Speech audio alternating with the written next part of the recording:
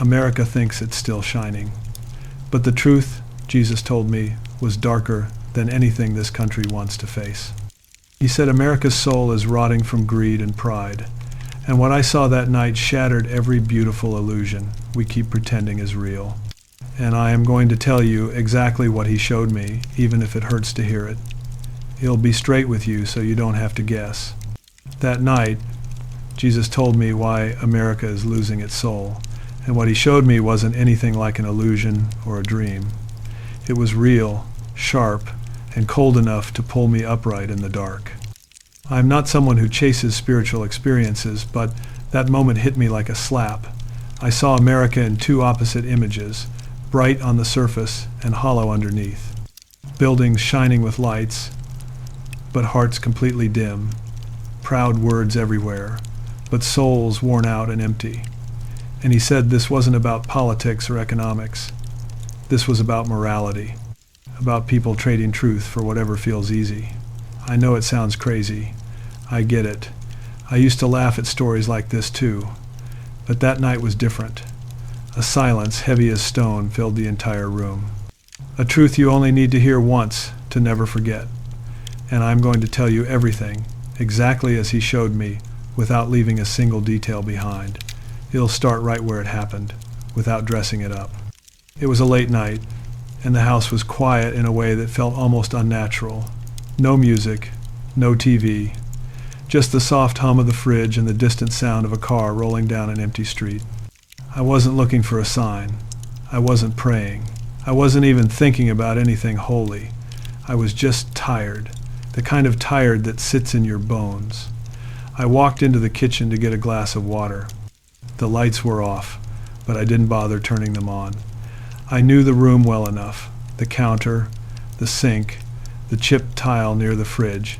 Everything felt normal, ordinary, but the silence felt heavier than usual, like the air was holding its breath.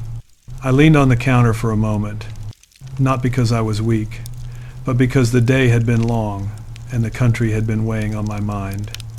Everywhere I looked, America felt louder, angrier, faster. People arguing, people shouting, people grabbing for more. And beneath all that noise, something important felt empty. That was when it happened. A soft shift in the dark. Not a sound, exactly. More like the room changed its shape. The shadows moved, but nothing touched them. The air cooled, and for a second I thought I was imagining it. I blinked hard, told myself I was just tired, told myself to get some rest. But then the hum of the fridge faded out completely. The house didn't just go quiet. It went silent in a way I had never felt before. A silence that felt alive. A silence that watched me. My hand froze halfway to the cabinet. My breath thinned. I didn't know whether to turn around or stand still. And then the light, not bright, not blinding, just a soft, steady glow that didn't belong to any lamp in the house. It came from the end of the hallway. Slow, calm, certain. It wasn't the kind of light that fills a room. It was the kind that fills a person. I could feel my heartbeat in my ears, slow and heavy, like each beat was trying to tell me something. I took one step forward, then another. Not because I was brave. I wasn't. I moved because my body did it for me. Something pulled me toward that glow, as if the night itself opened a door and waited for me to walk in. The air felt different near it, thinner, colder, but clean. Like I was walking out of my world and into another. And when I reached the doorway, everything behind me disappeared, not literally. But the kitchen, the house, the tired body I carried, none of it mattered. I knew something was coming, something I wasn't ready for, something I couldn't stop. That was the moment I stepped out of what I understood and into what I feared. I reached the end of the hallway, and the glow that pulled me in stopped moving. It didn't flicker.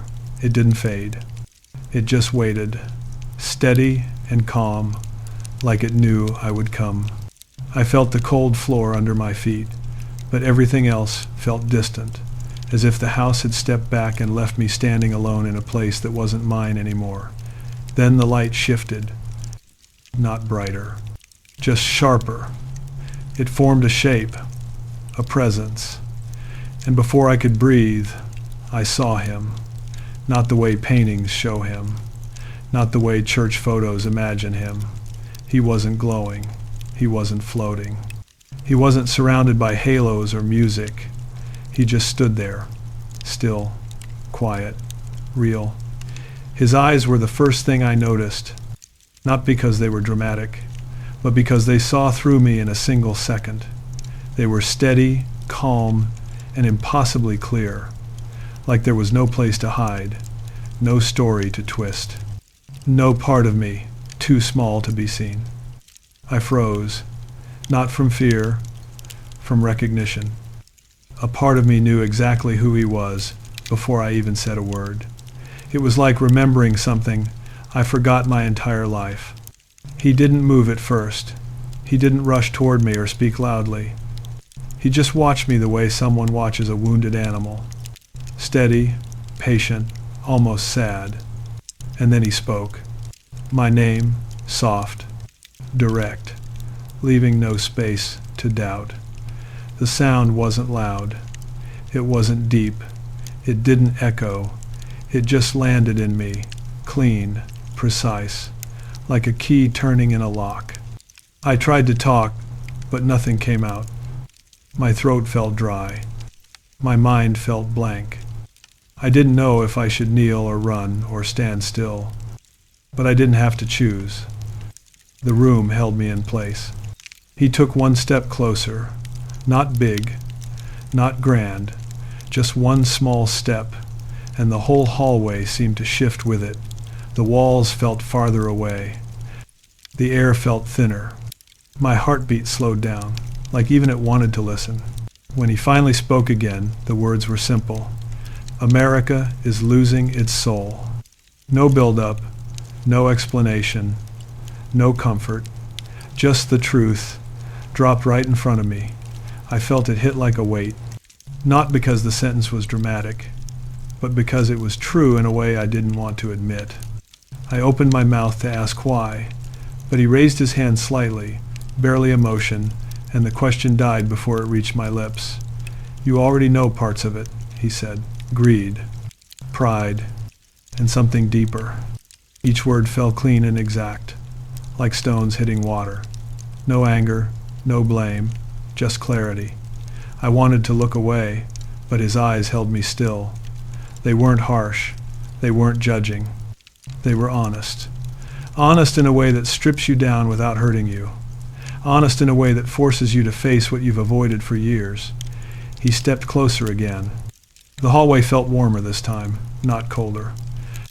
My fear softened, my breath returned, and for the first time since the light appeared, I felt something strange, like he wasn't there to punish, but to reveal.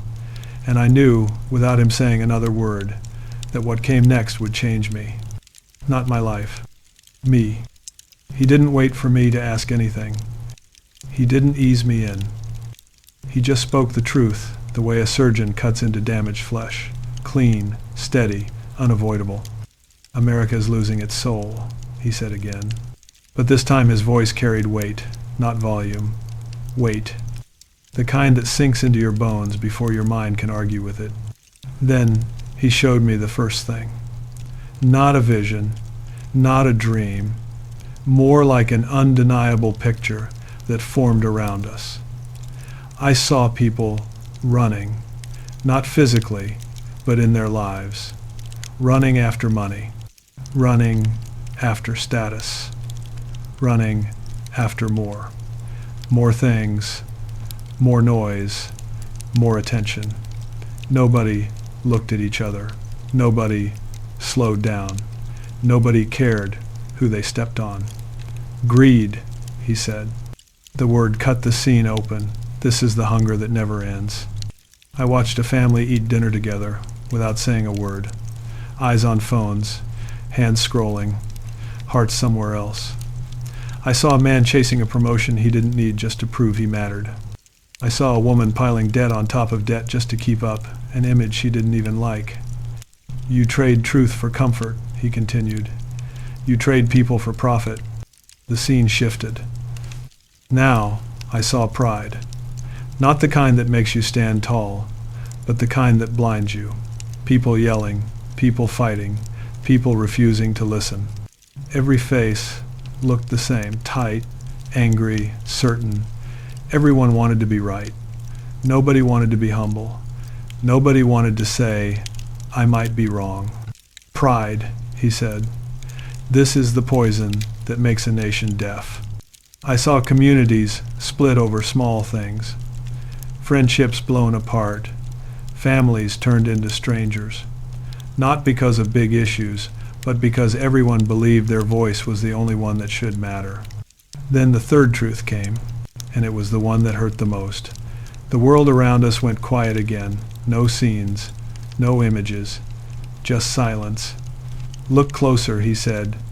Then I saw it, not in others, in myself. All the moments I ignored someone, because it was easier to rush past. All the times I chose the safe lie instead of the hard truth. All the days I filled with noise so I wouldn't have to face what was happening inside me. You lost your values, he said. Not all at once, piece by piece. And I understood what he meant. America wasn't destroyed by one big decision. It was worn down by a million small ones, by people choosing shortcuts, by people choosing appearances, by people choosing the easy path instead of the honest one. This is how a soul dies, he said, when truth becomes optional. Then came the final revelation. He looked directly into me, and the hallway felt too small to hold the weight of those eyes. A nation doesn't lose its soul when its enemies rise, he said softly. It loses its soul when its people stop seeing each other. I felt my chest tighten, not from fear, from recognition, because I knew he wasn't talking about strangers. He was talking about me. And in that moment, the truth didn't feel like judgment. It felt like a mirror I had spent my whole life avoiding. When he showed me the truth, something in me snapped, not loudly, not violently. It broke the way old wood breaks quiet, slow, but final. I felt it the moment his words hit me. It was like someone pulled a thread inside my chest, and everything I had held together for years just came apart. I couldn't hide behind toughness. I couldn't pretend I understood life. I couldn't act like the world outside was the only thing falling apart, because the truth cut deeper. I was falling apart too. My breath tightened. My hands trembled. My knees felt weak. It wasn't fear. It was exposure. He held a mirror to me, and all the things I had ignored, all the things I had pushed down, all the excuses I had made, it all came rushing back. Every selfish choice, every moment of pride. Every time I walked past someone without looking, I saw the nights I stayed busy just to avoid feeling empty. I saw the days I chased accomplishments so I wouldn't have to chase honesty. I saw the people I loved, the ones I hurt, the ones I disappointed. I had no defense, no speech, no clever line, just the truth, and it crushed me. My voice cracked first, then my legs. I sank to the floor because standing felt impossible. The hallway around me looked warped, stretched, almost unreal, like the world was holding its breath while I broke open. I am not who I should be, I whispered. It was all I could say. It was all that was left. He didn't argue. He didn't comfort. He didn't deny it. He let the moment hurt, and it did. I felt every regret like a sharp edge pressing into me. I felt every wrong choice like a weight tied around my chest. I felt the years I wasted trying to look strong instead of being honest. Tears came before I could stop them. Not dramatic tears, not loud, just quiet ones that slid down my face because I didn't have the strength to hold them back anymore. I hated weakness. I avoided it all my life, but there it was, stripped clean, with no place to run. "I thought I was better than this," I said, but even that felt like another excuse. He stepped closer. The light followed him. It didn't warm me. It exposed me. "You cannot heal what you refuse to see," he said.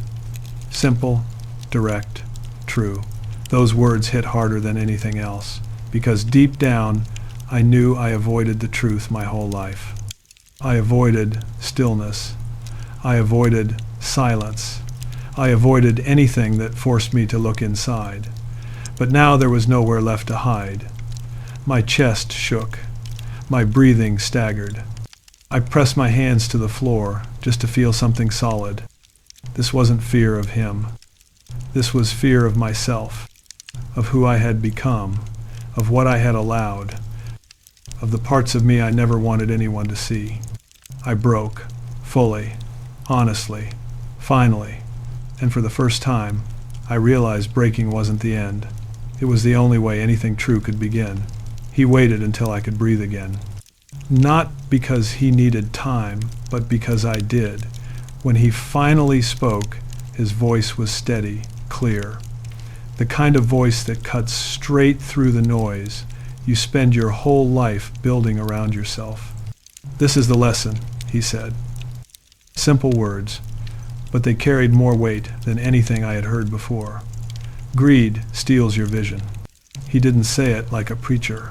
He said it like a fact, like gravity, like sunrise.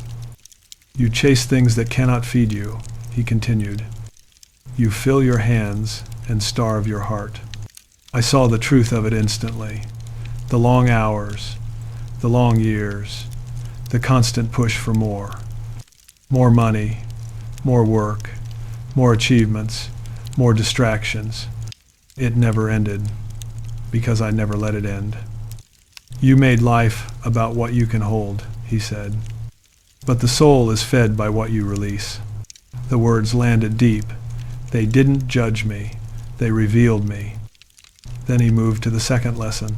Pride closes your ears. He looked straight at me, and I felt the sting before he even explained it. "You stop listening," he said, "to others, to truth, to me." I thought of all the conversations I had walked away from because I wanted to be right, all the arguments I escalated because I refused to look small, all the moments I chose to protect my ego instead of protecting the people I loved. "Wisdom begins with humility," he said. "Humility begins with honesty." He didn't mean public confession. He meant the private kind, the kind you whisper to yourself when the room is dark and nobody is watching. Then he came to the third lesson, the hardest one. You forgot what matters. No anger, just truth. You replaced values with noise, he said. You replaced meaning with movement. You replaced connection with performance. I didn't argue. I couldn't. I knew he was right. Most of us know it, but we keep moving so fast we don't have to feel it. You lost the ability to see each other, he said. And when people stop seeing each other, a nation begins to die. The words shook me, not because they were dramatic, but because they were simple, dead simple, painfully simple. Love is the anchor, he said. It is the one thing that survives you. He said it again, slower this time. Love is the only thing that survives you. The hallway felt still, like the world stopped spinning just long enough for the truth to settle in. Then he leaned closer, not physically, but in a way that made every part of me pay attention. As you want America to heal, he asked, begin with the heart in front of you. Not the country, not the system, not the millions. One heart, one choice, one act of truth. Courage, he said, is choosing what is right when nobody is watching. And just like that, the lesson was complete. Clear, sharp, undeniable. He wasn't teaching me how to fix America. He was teaching me how to fix myself. Because a nation doesn't rise on policies. It rises on people, on hearts, on truth. And for the first time in my life, I understood that healing never starts with a crowd. It starts with one person who finally decides to see. When the lesson settled, something inside me shifted. It wasn't dramatic. It wasn't loud. It felt more like a door opening inside my chest, a door I didn't know was locked. I sat there on the floor, breathing slowly, feeling a calm that didn't come from me. It felt given. It felt placed. The hallway wasn't glowing anymore. The light softened. The air warmed. The silence felt different too. It wasn't heavy now. It felt clean, like the room had been washed from the inside. He didn't speak right away. He let the stillness speak first. He let the truth do its work. And it did, because for the first time in years, I wasn't fighting myself. I wasn't performing strength. I wasn't pretending I knew where my life was going. I just sat there, quiet, open, unarmed.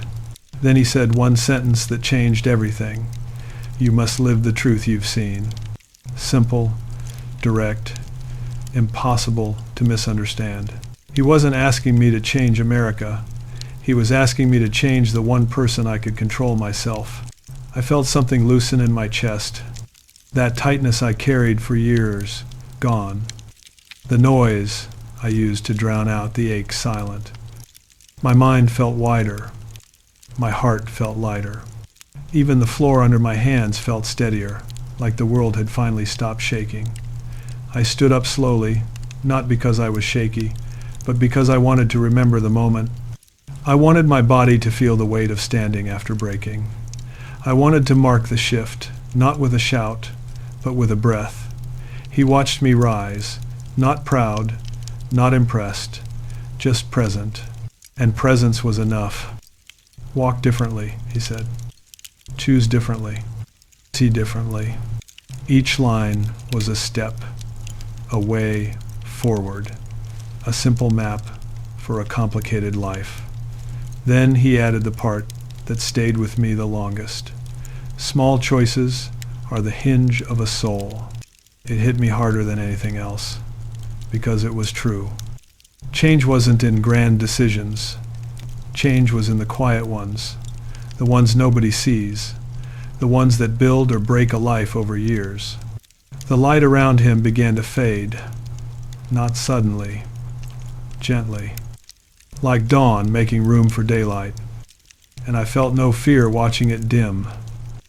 I felt something else, like trust, like certainty, like the world would be different now because I was different.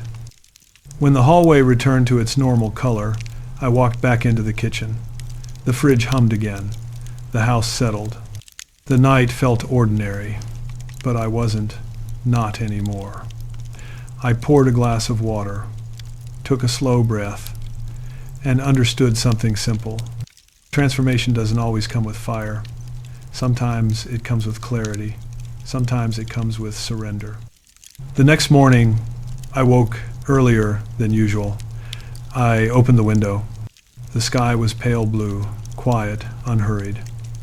I stood there for a long time, breathing the cold air, letting it settle in me. Later that day, I did small things differently.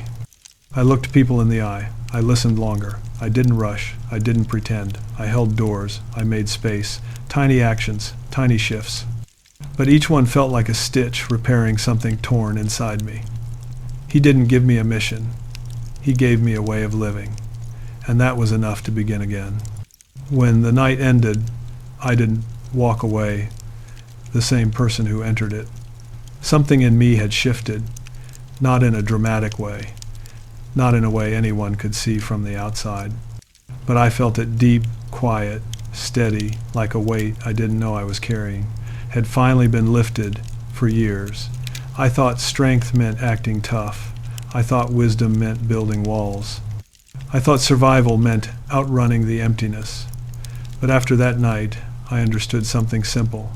I had been fighting the wrong battles. The danger wasn't outside me. It was inside. It was the greed that made me restless, the pride that made me deaf, the forgetfulness that made me blind. Looking back, the moment that broke me wasn't the worst part. It was the turning point, the crack that let something true finally slip in. I didn't lose anything that night. I only lost illusions, and the truth that replaced them didn't crush me. It grounded me. I see the world differently now. I see myself differently, not fixed, not perfect, just awake. And sometimes being awake is the first real step toward living with honesty again. What I learned that night isn't just about me. It's about all of us. Because the truth is simple. A nation is only as honest as the people who build it. And right now, we're moving too fast to see what we're breaking. We're chasing too much to notice what we're losing. We're shouting too loudly to hear what matters. Greed didn't start in the government. It started in homes, in hearts, in everyday choices. Pride didn't rise in the culture. It rose in conversations, in stubborn moments, in small refusals to listen. The loss of values didn't happen in one big event. It happened inch by inch, every time we chose convenience over truth, noise over stillness, appearance over depth. If America is losing its soul, it's not because the world changed, it's because we did. We forgot what holds people together. We forgot what gives life meaning. We forgot the simple acts that build a future: kindness, humility, honesty, responsibility. But here's the part that matters. We can get it back. Not through speeches, not through anger, not through blame. Through small choices, daily ones, honest ones. The kind you make when no one else is watching. The kind that rebuild a nation from the inside out. A soul can be restored. A heart can be cleared. A country can rise again. But only if we stop looking at the world as the problem and start looking at ourselves as the beginning of the solution. So here's the truth I carry now, the one I can't shake, no matter how many mornings pass. A nation doesn't heal through miracles. It heals through people who finally decide to live with courage. One honest act at a time, one humble moment at a time, one choice toward love instead of pride. If America wants its soul back, it won't come from a headline or a leader or a speech. It will come from the quiet decisions made in ordinary rooms by ordinary people who dare to see clearly again. And if you're still listening, if something in you feels the weight of these words, then maybe this message wasn't meant for a crowd.